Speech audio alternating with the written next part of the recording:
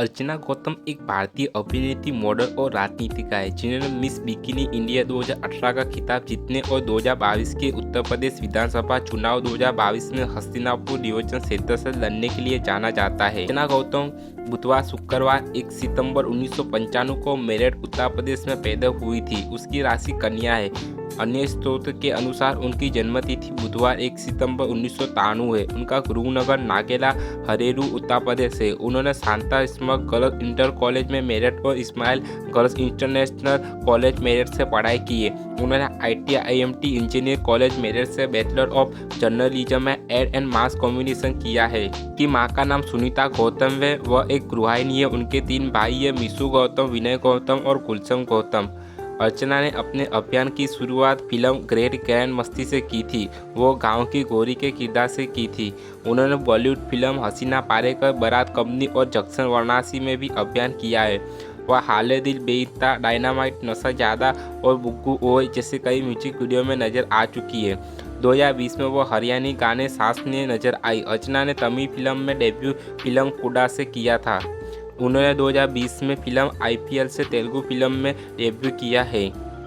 अर्चना TV serial कुबूल के एक साथ निभाना साथी अकबर रिबर युद्ध और CID में नजर आ चुकी है।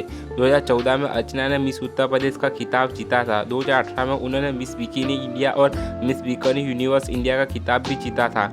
2018 में उन्होंने मिस कोसमबोसा इंडिया 2018 में भारत का प्रतिनिधित्व किया और मिस टैलेंट का खिताब जीता।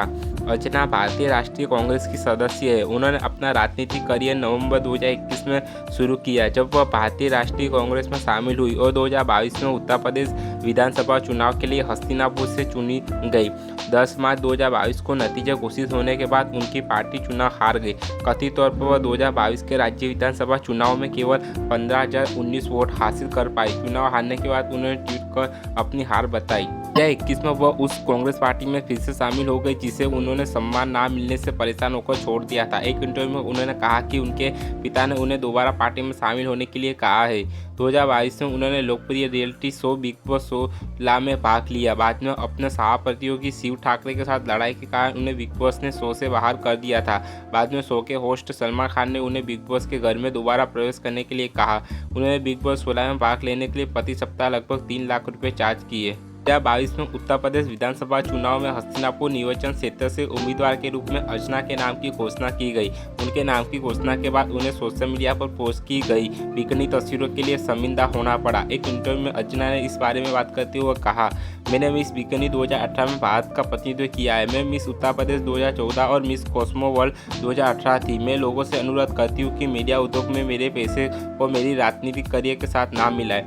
2022 में अर्चना ने तिरुपति मंदिर का दौरा किया, लेकिन वह निर्धारित दिन पर भगवान वेंकटेश्वर के दर्शन नहीं कर सकी। जब उसने प्रबंधन से सीधा प्रदर्शन की व्यवस्था करने को कहा तो उसने तिरुपति मंदिर प्रबंधन पर रुपये मांगने का आरोप लगाया। दर्शन के लिए 10,500,000 रुपये। उन्होंने इस घटना के बारे में बात करने के लिए सोशल मीडिया का सहारा लिया और उसी के लिए एक वीडियो पोस्ट किया। बाद में प्रबंधन ने आरोप से इनकार करते हुए कहा, अभिनेत्री अर्चना गौतम का DTD कर्मचारी पर हमला एक दुर्नीति कृत्य है। TDD अभिनेत्री अर्चना गौतम द्वारा किए गए झूठे दावों का जोरदार खंडन करता है। कई मीडिया हाउस अर्चना को बिकिनी गर्ल साउथ की सनी लियोनी कहते हैं और अर्चना टेक्सास लाइया है। वह मांसाहारी आहार का पालन करती है।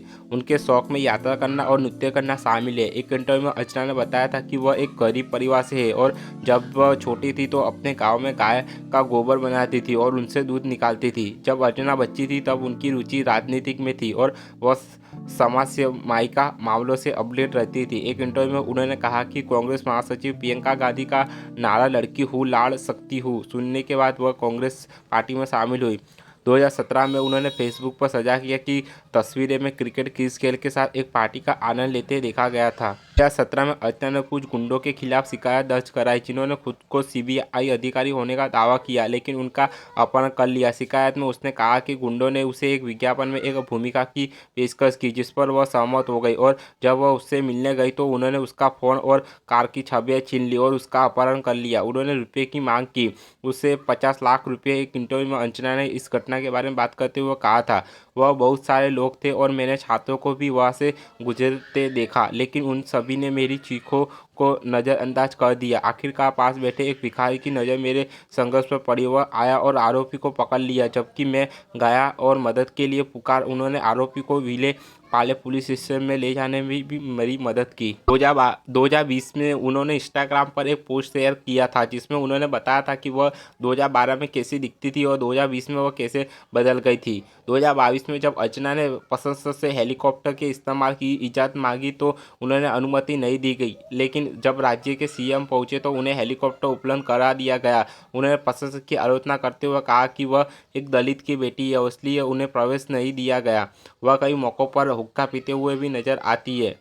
वह अक्सर विभिन्न समाचार पत्रों और मैगजीन कवर में दिखाई देती है। वह एक शौकीन कुत्ता प्रेमी है और अक्सर सोशल मीडिया पर उनके साथ तस्वीरें पोस्ट करती रहती है।